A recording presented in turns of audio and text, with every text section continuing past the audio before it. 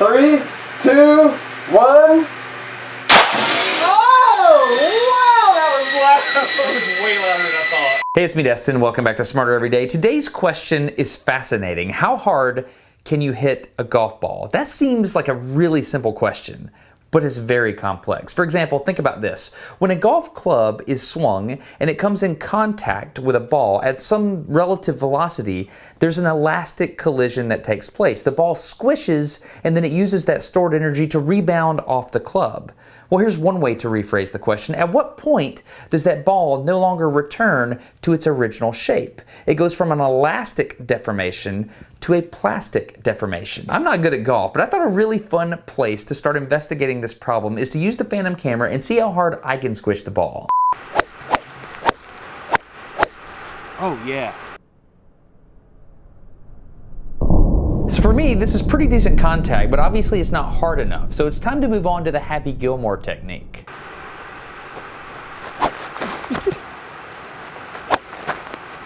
I just hit the ball like behind me. How does that even work?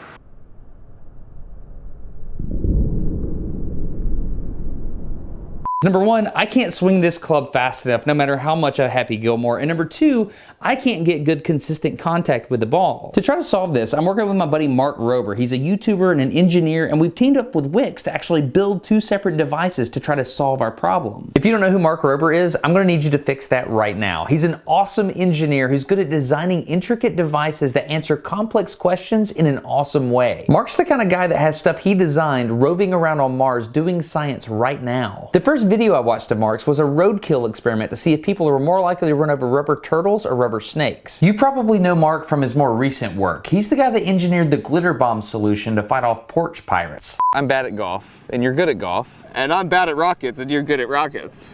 I don't know. You did the Mars rover. There's no rockets on my hardware. What are you talking about? It was like the rocket hardware. Oh, on your hardware. Yeah. Okay, cool. I outsourced that. We're gonna do this? Let's go do some engineering. All right, let's do this. Anyway, you should totally subscribe to his channel because Mark does stuff like this. 3, a rocket-powered 2, golf 1, club. roll.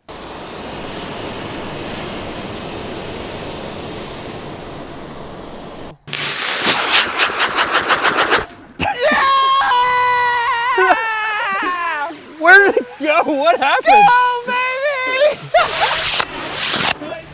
That thing is past those trees. No way! No way! Took off. That's a cool shot right there, dude.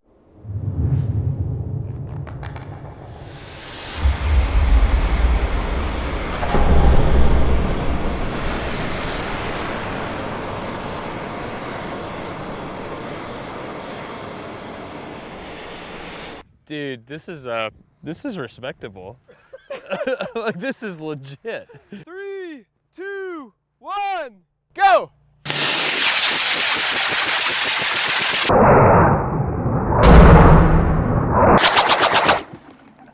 Whoa!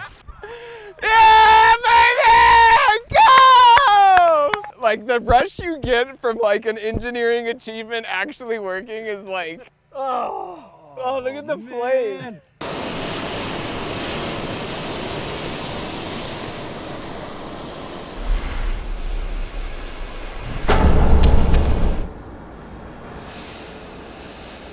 It was an absolutely amazing project, so obviously go watch the whole video over on Mark's channel. But even though we could swing the club way faster than the pros can, we still didn't come close to the mechanical limits of the golf ball. Instead of hitting the ball with a club, we're going to hit the club with a ball. Remember David from the Vortex Collision video? This time I've asked David to build a vacuum cannon that can shoot a golf ball hundreds of miles an hour without using explosives. Here's how the thing works. The barrel is just barely big enough for the golf ball to slide inside, so we push it all the way to the back of the tube and we seal up both ends. If you pull a vacuum on the inside of the tube, nature abhors a vacuum, so if you quickly vent one side to atmosphere, all the air will rush into the pipe and it'll push the golf ball down the tube. This creates stupid fast velocities. We're talking hundreds of miles an hour. To make it fire even faster than that, we put a positive pressure tank on the backside and we pressurize it with air so we can fire the golf ball at over 500 miles an hour. All right, Mark's about to see the device. Yeah. So you pressurize that, Yeah.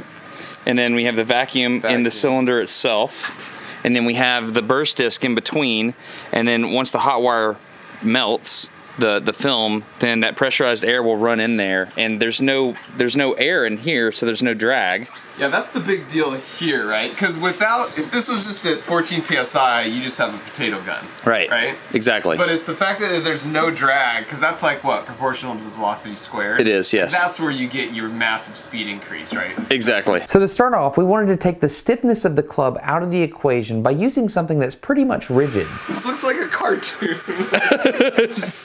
It's funny because piece by piece, this is all coming together. Like at first I just saw the cannon, then I saw the anvil, and I'm thinking, where are we gonna stand? And then I look over here, and I see this amazing blast wall. If we get a vapor cloud that comes out here, this will strip that away, and hopefully the ball will go straight through, and then we'll hit right here in the center of the anvil and record that with the Phantom at, what are we at, 100,000 frames per second. All right, so 100 PSI here, ready for the vacuum. 3, 2, 1. Oh! Oh! I heard it.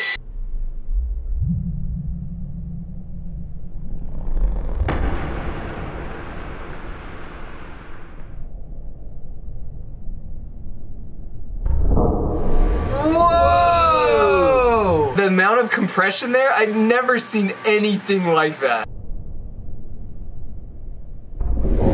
Are you kidding me? I bet the back of the golf ball, I bet that's the weak part. We then decided to cut a slit in the ball and see if the outer shell of the ball was what was holding everything together. Okay, 3, 2, 1.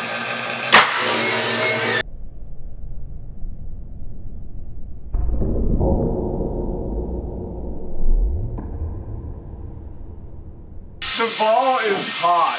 Is it really? It's very hot. Yeah. Look at it, it's like a little mouth. It's like After that, we decided to cut deep enough to damage the inner structure of the ball and then see what would happen. 3, 2, 1. Whoa. It's moving the table.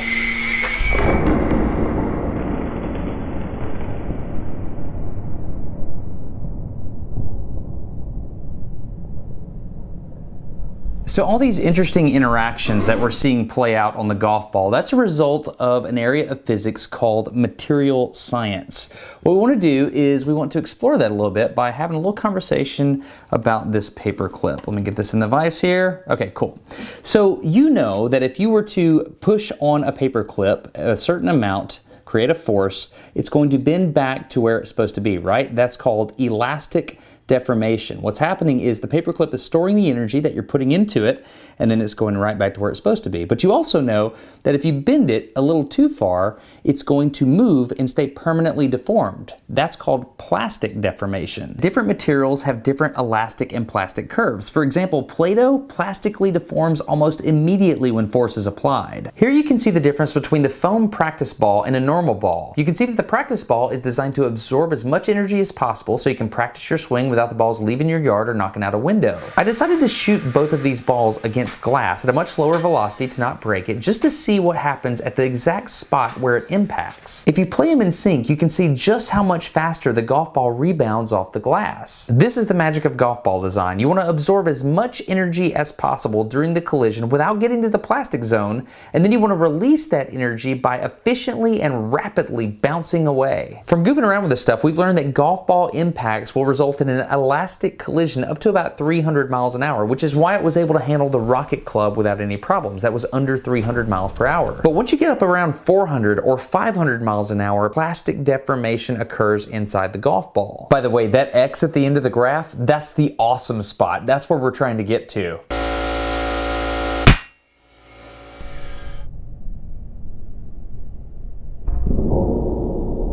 That's crazy. Dang. The vacuum cannon can't quite get these modern golf balls up to the failure point, so... Could you do that with an old ball? I think it'll splatter. You think it... I don't think an old ball can withstand that. No. So where did this come from? My grandpa's house. It says 1962 through 1987, wear dated 25 years. I have no idea what that means, but mechanically it should be very different. Oh yeah. Oh, definitely. Everywhere. There's rubber bands everywhere. This is gonna be fantastic high speed.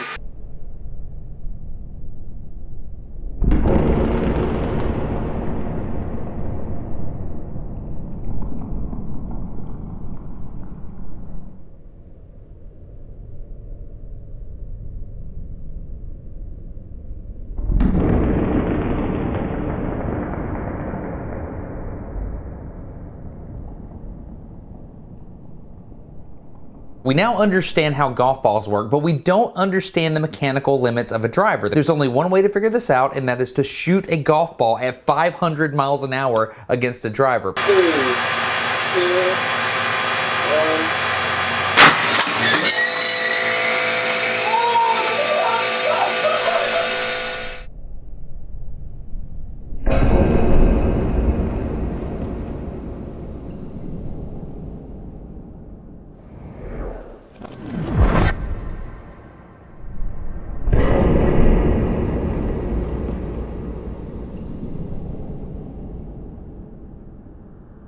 This was not what I expected.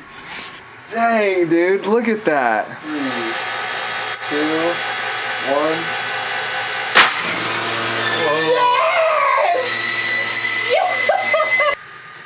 1. Jeez, man. What? Oh, look at the club face.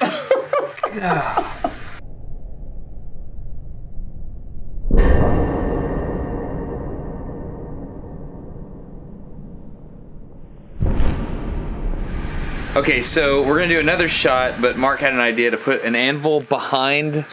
Genius idea. Genius idea. An idea. The golf club here, but immediately behind it we have the anvil, and the idea is that instead of this thing moving back because it's transferring momentum into the club, we're just gonna make mechanical deformation the only way to absorb the energy. How amazing would it be if it embeds it way back here, but it feels like it's maybe more likely it's gonna come and bounce back out. But dude, what a freaking trophy that would be if you just have a ball in the middle of that club. That'd be awesome.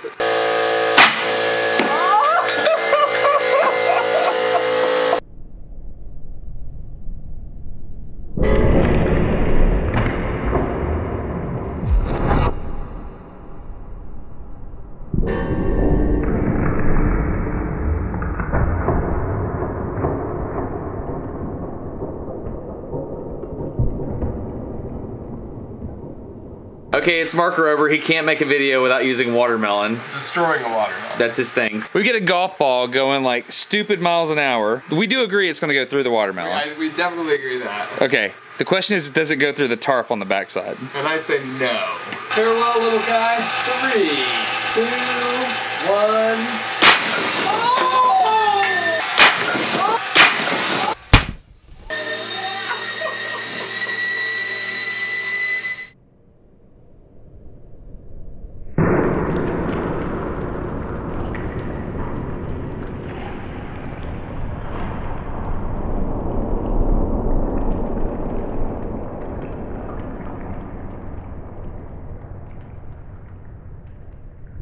There is no chunk larger than like 2 inches. Oh my goodness.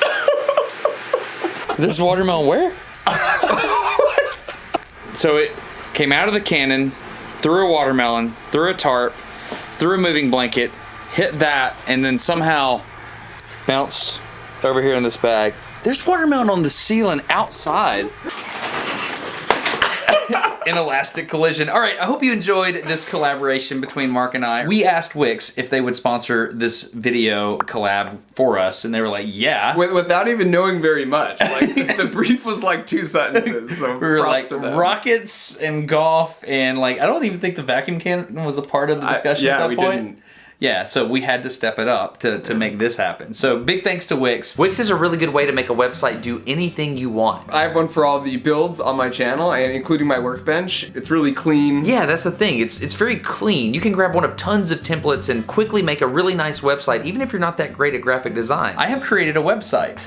Have you? Yeah. I haven't seen this. It's basically an homage to Mark Rober and all the reasons you should subscribe, because he's been approaching the subscriber numbers for Smarter Every Day for a long time now. Yeah. But I want to be the reason that you finally pass me. Oh, I see how it is. You so see you what's take going on? credit? Because That's it's going to smart. happen anyway. Yeah. So you'd be like, Exactly. so benevolent. What do you think is on the website for reasons people should subscribe to you? Just pictures of my abs.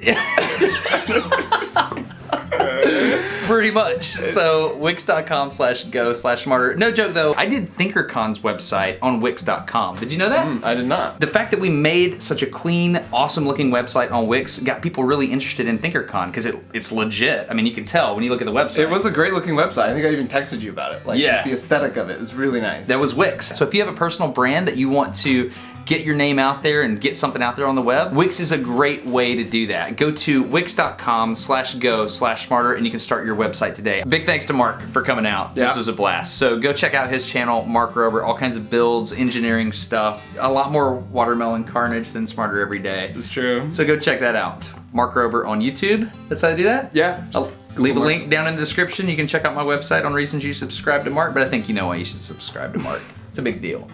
Anyway, I'm Destin. You're getting smarter every month. Oh wait. Idiot, man. I Idiot. did.